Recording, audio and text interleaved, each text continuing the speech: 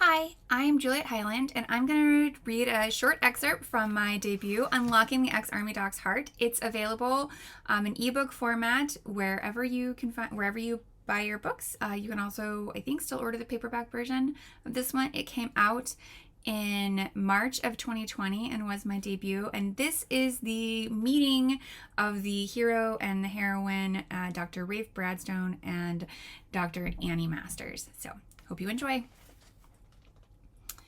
Rafe was grateful no one attempted to make small talk on the short hop to Blue Ash. He needed to close off the pain twisting through him. Rafe squinted as the small runway began to take shape ahead. Are we going to land there? The strip didn't look wide enough to handle the small Cessna. Patting the plane's yoke, Jack grinned. Don't worry, Doc. I've landed my baby in much worse conditions. The broad smile spilling across Jack's craggy features did little to calm the nerves dancing in Rafe's belly. And as the wheels touched the ground, they slid. Rafe's cry of alarm echoed through the tiny cockpit, but his fear was quickly replaced with embarrassment as Jack pulled the plane to a perfect stop. That runway has one patch of ice, and you aimed for it. There was no need to demonstrate your skill on the ice, a husky voice yelled over the sound of the slowing propellers. Gotta toughen up the newbie. This region doesn't usually get stars whose faces are splashed across tabloids. Jack tossed Rafe's bag to him as he turned to greet the young woman on the tarmac. Tabloids are designed to make money, Jack, not to tell the truth. The tiny welcome party was buried in an oversized parka, and her bright orange scarf hid everything but her stunning gray eyes. She met Rafe's gaze, the roar of the engine, the pilot's judgment, even the bite of the wind as it stole through his jacket all vanished as her eyes searched his. I bet you're cold. She motioned for him to follow her into what he assumed must be the clinic. Heat marched up Rafe's neck. He hadn't even introduced himself, just stared at her. Matching her step, Rafe tried to think of a way to salvage this introduction. Welcome to Blue Ash. Hair tumbled from the hood of the parka as the woman hung her coat on a hook. Thanks. Freckles danced across her nose, and Rafe sucked in a breath. His fingers wanted to trace each one. It was a ridiculous notion. She was exquisite, but so were many of the women in and around L.A. Fire erupted across his skin as he tried to regain his composure. He was not going to make a fool of himself. Rafe flashed a bright smile as he hung up his own coat. He would swear he knew her, but it was a crazy thought. Rafe didn't know anyone in this state. His brain itched, urging him to find her name. His heart sped up as his mind put the puzzle pieces together. He barely resisted the urge to slap himself. This Arctic goddess was a woman he and much of the world had once welcomed into their living rooms weekly. You're Charlotte Green. I played the character?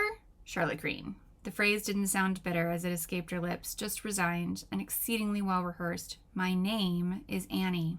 Right. Everyone knew who Annie was. She graced every teen magazine and even landed a cover for Vogue before she turned 17. He hadn't meant to refer to her as Charlotte Green, and it just popped out. I didn't realize you were hiding in Alaska. Regret pulled around him as her full lips turned down.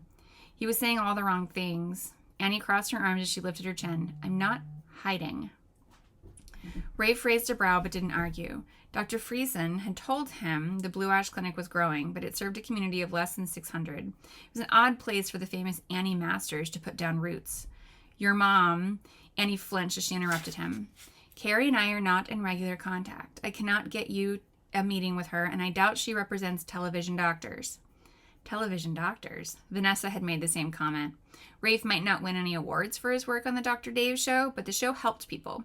He was more than a television doctor. I don't need an introduction. Annie nodded, but Rafe doubted she believed him. She crossed her arms before offering him a tight smile. But Rafe was not going to let the early stumble ruffle him. Smiling, he offered his hand. He always loved when his fans talked to him about Dr. Dave. Annie probably didn't see many fans of My Sister's House in Blue Ash. Maybe if he flattered her work, she'd relax a bit. I grew up watching My Sister's House. I've dreamed of meeting you since I was a kid. Heat tore through him as she held his gaze again. Gold sparkled at the edge of her gray eyes as they traced his body. The camera had never caught that glimmer. Annie Masters. The intense connection Rafe had imagined on the runway bowled through him again. Nice to meet you then, Dr. Bradstone. Her cool tone rippled up his back. He was imagining their connection, just as he'd imagined a strong connection with Vanessa and his mother. He was not going to make that mistake again. Sucking in a deep breath, Rafe straightened his shoulders. He didn't need to impress her. He didn't. He looked past her at the closed door to the back of the clinic. Where was the doctor? He was supposed to be helping, not fumbling with words in front of a former starlet apparently now working as a receptionist in this remote Alaskan clinic. Tipping his head towards the door, Rafe shrugged. Is Dr. A with a patient? He hoped the use of the nickname Jack had used for the doctor might lighten the uncomfortable mood in the small reception area. It's Dr. Masters. Only my patients call me Dr. A. Annie's sharp response slapped him. Dr. Annie Masters? She raised her chin, daring him to ask how a child star had landed in this position. Here. His stomach lurched as his brain searched for words Dr. Friesen failed to mention. Annie let out a soft chuckle before shifting back on her heels. Well, Jen does have a wicked sense of humor. We need to get going. The awkwardness in Helen Hinkle's statements carried across the room. She offered Rafe an uncertain smile as she continued.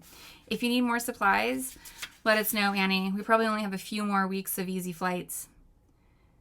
Rafe hadn't realized they'd followed him into the clinic. He wondered if his star had faded a bit in Helen's eyes now that she'd witnessed this interaction. Then her final words registered against his clustered brain. Wait, what do you mean only a few more weeks? Winter sets in early. If you aren't out of here by the 3rd week of November, you might have to stay until mid-March, Dr. Bradstone. Annie Masters leaned against the reception desk, the corner of her lips twisted in what he thought was a smile. Was she challenging him? He couldn't stay through the winter. He'd be in breach of contract if he missed the Thanksgiving and Christmas episodes of the Dr. Dave show. I have to be back in LA by the last week of November. Annie, Dr. Masters nodded. You should be fine. The worst of the winter is still weeks away. Her hands ran along the torn skin of her thumb before she shrugged. If you're worried, you don't have to stay. Jen will be here before winter really sets in. And if she's not? Annie's shoulders tensed and her fingers trembled, but her face remained still. I've handled 4 winters alone. Again, Annie pulled at the skin along her thumb. I'm used to being by myself. Shifting on his feet, Rafe fiddled with the strap of his bag. Lone. Why did that worry him? Clearly, she'd managed. She shrugged, and Rafe's heart ached. Loneliness was apparently Annie's constant companion, too. He'd learned to accept its presence after his mother's abandonment. Why had the popular child star been forced to learn the same lesson?